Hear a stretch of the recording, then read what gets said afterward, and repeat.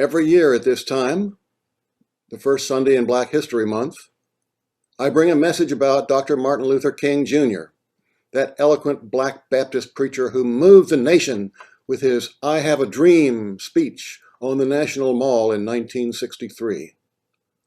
Dr. King gave a great many sermons and speeches, and he wrote a good deal, so there's lots of material available.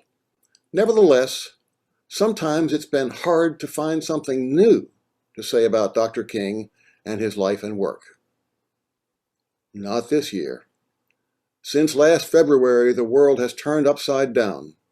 We could use Dr. King and his wisdom now to give us inspiration and direction. Let's look for a moment at some of the things that have happened since last February. At this time last year, nobody had ever heard of the coronavirus. While there may have been incidents of police violence against blacks and other persons of color, they didn't occupy our attention. Children and adult students went to school every day. The U.S. population of students in kindergarten through college is about 60 million, a significant portion of our total population. Some children went to daycare so their parents could work. There was very nearly full employment, and the U.S. workforce of about 160 million people went to work every day. Our cities were largely peaceful and quiet. The presidential election was a long way off. For some years, we had been in serious conversation about climate change, with some more concerned about it than others, and some even claiming it was a hoax. Now flash forward to today. The coronavirus has infected more than 26 million people in the U.S. As of this morning, the Johns Hopkins Institute reports that the virus has killed more than 462,000 Americans. These numbers are far worse on a per capita basis than the numbers in most other developed countries in the world.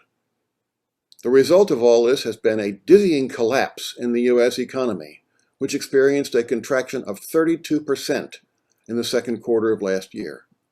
33 million people are unemployed. Daycare centers have closed, meaning that many parents, usually the mother, cannot go to work. Schools are struggling with how to open safely. Thousands of small businesses have closed, many of them probably for good. Many industries are reeling: airlines, hotels, restaurants. You all know that many restaurants have been able to expand out onto the sidewalks, and it was very pleasant to sit out there in warm weather and enjoy a meal. But in the cold weather, some have maintained their sidewalk presence by setting up tents and installing heaters. If you read the Washington Post, maybe you saw the picture in Tuesday's edition of a row of restaurants that have set up tents in a block of Connecticut Avenue in Washington. Well, that block is just about a block from where I live, and I walk by there frequently and I see people dining under the tents. Despite the heaters, they still usually have on coats and hats. It doesn't look all that enjoyable to me, and I wouldn't take the chance, even if it did. Let's talk a little bit about racial justice. We weren't thinking much about that last February. Then on May 25, we were jolted into awareness when we all saw on television the killing of George Floyd at the hands of the police in Minneapolis. That picture is seared into our minds. Floyd, suspected of passing a counterfeit $20 bill, is held down by several police officers, one with his knee on Floyd's neck as Floyd gasped, "I can't breathe," and called out for his mother. After 8 minutes and 46 seconds of this, he was dead. After a public outcry, the police officer was charged with murder. This and a number of other incidents brought racial justice to the center of our attention. There were demonstrations all over the country, most of them peaceful, but a few breaking into rioting. We remember that Dr. King taught us, violence is the language of the unheard. I took part in the Black Lives Matter vigils in Warrenton every Saturday morning for several months, and many of you were there too. Unfortunately, those vigils had to be scaled back significantly because of concerns about spreading the coronavirus. Now let's talk about the November elections. First of all, voter turnout was at a historically record high despite the dangers of the coronavirus pandemic. Many down-ballot Republicans defeated their Democratic opponents, but the sitting Republican president lost in what could only be called a landslide. He received just over 74 million votes, while his Democratic opponent received more than 81 million. In ordinary times, that would be it. It would be over. But these are not ordinary times. The president had been preparing for this throughout his entire term in office, claiming that elections were rigged and phony. So after the election, which he lost, it was easy to work up his followers to believe that the election had been stolen from him.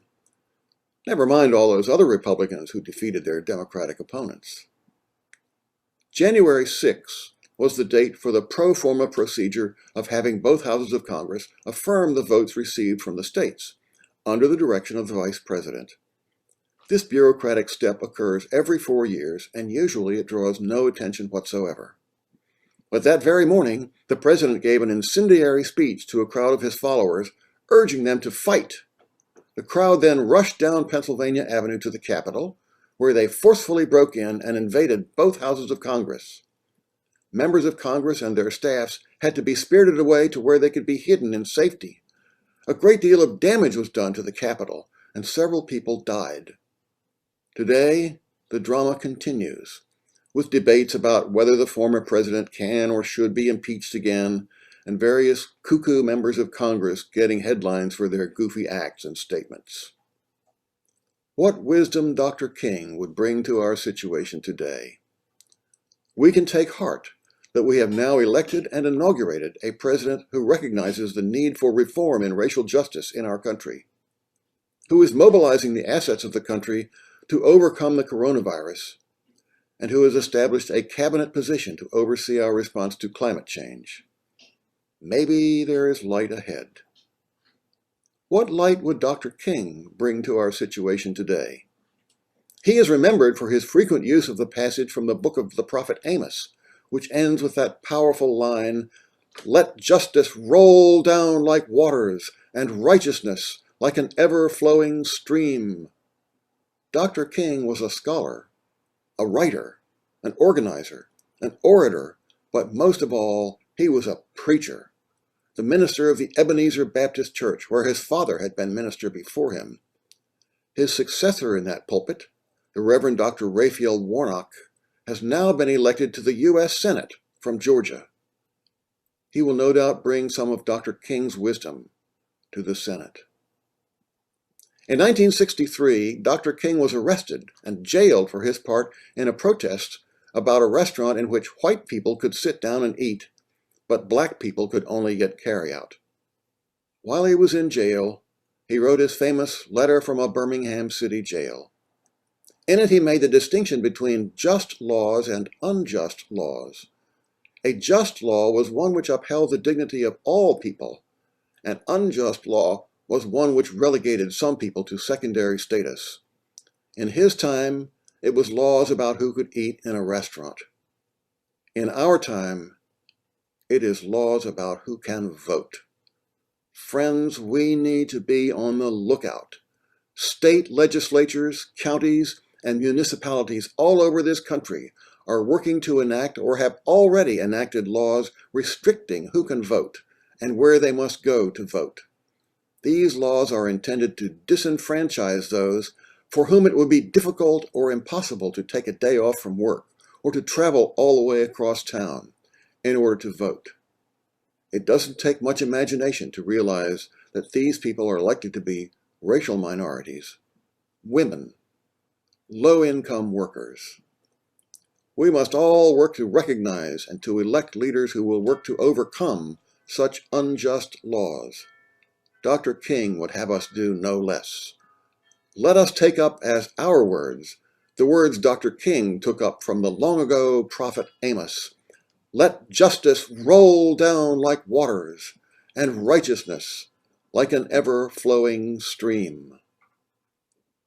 On this first Sunday of Black History Month, those are my thoughts about why we need Dr. King today. What thoughts do you have about him and why we need him?